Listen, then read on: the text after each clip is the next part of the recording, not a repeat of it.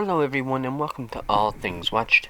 In this video we are going to talk about Season 4 of True Detective, which was actually subtitled Night Country, and this this season mainly starred Jodie Foster, Callie Reyes, Finn Bennett, Fiona Shaw, Isabelle LeBlanc, and John Hawkes. And of course, there's other great actors in there as well, but that's really the main characters that this story focuses on. Jodie Foster's character is known as Liz Danvers, and Callie Reyes' character is known as Evangeline Navarro, and these are the two these are the two leads of this season. They are the detectives and the investigators who will be investigating a very new case and a very strange case here up in the Night Country, in the very northern parts of, I believe, Alaska, and the name of the town was Innis. So, one thing that this season had very different from the rest of the seasons was that this one really touches on the supernatural side, and a part of me very early on in this series really made me wonder if the supernatural side, like, was it literally happening, or if it was more like almost like their subconscious sort of talking to them in a more personified way, if that makes sense. And so it didn't really take me all that long to figure out that it does seem like the supernatural side of things is more like their subconscious sort of talking to them in a way that seems like it's supernatural, because there is a lot of really weird stuff in this series, in this season, that is supernatural, but it also has a practical side, so you can sort of juggle between the two, I guess, depending on your perspective, depending on how you interpret the show or the series or this season in particular.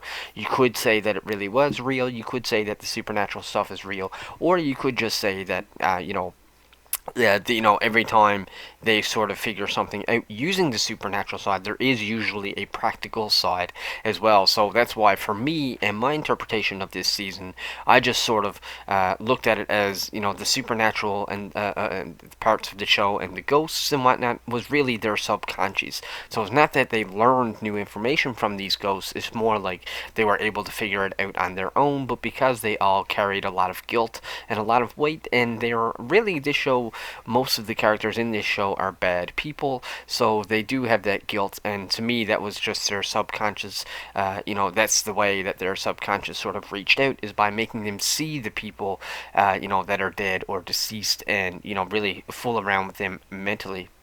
And so, in terms of the actual investigation itself, I did think that this series did a really good job with the investigation in terms of keeping it interesting. It was a very strange, very peculiar, crime scene.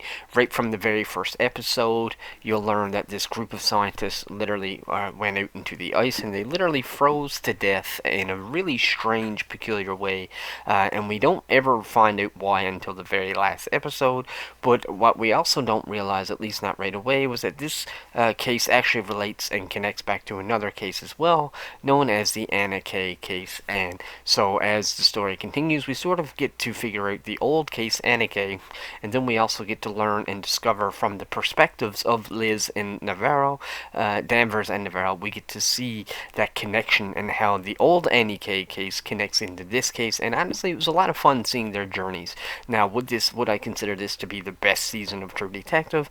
No, I still think the first season was the best, and honestly, I really liked the second season too, but I would put this on par with, like, the second season, probably. I do think that I either like this as much or maybe even a little bit more than season 2, because I really like season 2, but I felt like there were certain parts of it that were a little bit dragged out and a little bit dragged on, whereas with this season, season 4, I felt the opposite effect. I felt like we could have used at least one more episode, probably, or even two, just to sort of flush out the characters a little bit, because I did find that the finale was a little bit rushed, but overall, I still really enjoyed this season.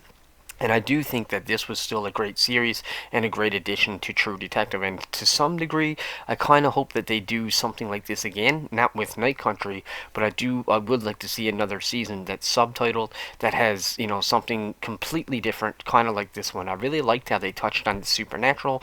Like I said the whole time, for me and my perspective and my interpretation on the show, I just looked at it as being their subconscious, especially when you look at Navarro and the way that she's seen dead people and whatnot. And I really, really enjoyed that. And it was really fun seeing the backstory between Danvers and Navarro. The relationship was really touch and go. But as the story continues and as the series continues, you really get to see them rely on each other a lot more. And you really get to see their opposite perspective, their opposite opinions, or their opposite outlooks on life and the way they think, the way, things really work. I really like seeing how they bounce off of each other and how they slowly start to grow closer and closer as the series goes on, even though they used to be close, and then something happens which sort of changes them a little bit, something which they call the Wheeler case, which was another investigation which is sort of sprinkled throughout here as well. The only thing that I didn't like about that one with the Wheeler case was that I did think that was a little bit too predictable. In fact, if you go back and watch our each of our episodic breakdowns and reviews, you'll see that we actually predicted exactly what the outcome really was. We sort of predicted a long time ago that what happened in that Wheeler case is exactly what happened, because they do reveal that in episode 6. So, it was a little bit predictable. In terms of how they wrapped the case up as a whole, I really liked how they wrapped up one part of the case, not so much the second part of the case. I really liked how they summed up and clued up the Anna Kay case. I thought that was really cool how they showed all that together. It was really cool seeing all that come together and how that concluded, but I wasn't a big fan of how they closed off the scientists, or all the scientists that were at that facility. I didn't really like how that part of it sort of closed off, because I just felt that it was too sudden, and it was too, in certain some situations, it was too circumstantial. It was too much of a coincidence. And I just felt like there were some things that happened that was just too coincidental.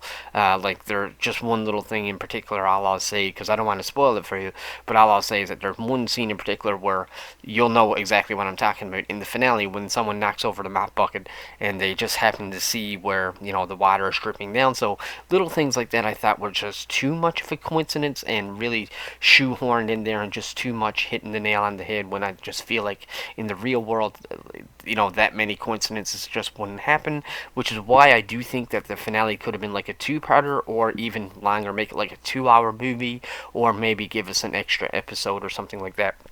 I still thought the series was good. I just thought that the finale was too rushed, and I felt like there were some character changes that just didn't make sense. For example, like Peter Prior, I believe they call him Prior. Peter, the young guy, who's throughout the whole season sort of has this really bumpy relationship with his girlfriend or his wife or whatnot, and then in the very last episode, all of a sudden she just like totally forgives everything. So it goes from like they're almost fighting the whole time to all of a sudden she forgives him and literally kisses him, and basically like have a good day type thing, which was very inconsistent, if you ask me, to the way she acted throughout the rest of the series, the rest of the season.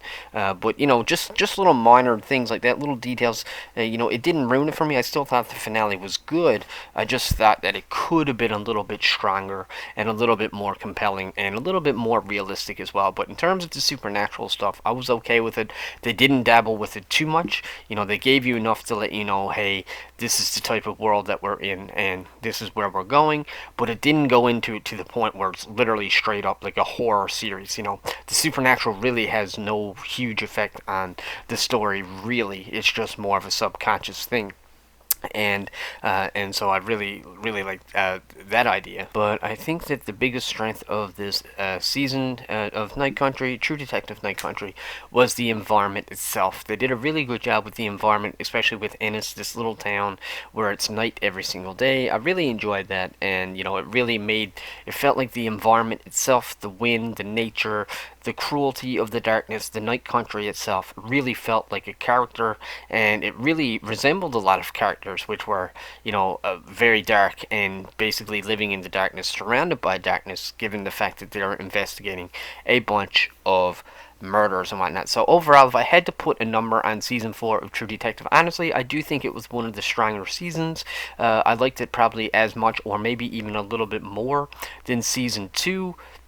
And so I would probably give this one like a 70% overall, I think. I don't think I'd go as far as 75%, but I would definitely give it a 70% because overall I did enjoy it and I had a lot of fun. And honestly, I can't wait to see what True Detective does. Next, I hope they sort of branch out and do something silly and something a little crazy and off the walls like this one again. I just hope that next time they allow it to breathe a little bit more and give us a couple more episodes. So with that being said, folks, that's my review of True Detective Night Country. Let me know in the comment section below if you've seen it, and if you'd like to tell me why or why not. If you like this video, click that subscribe button, and until the next one, take care.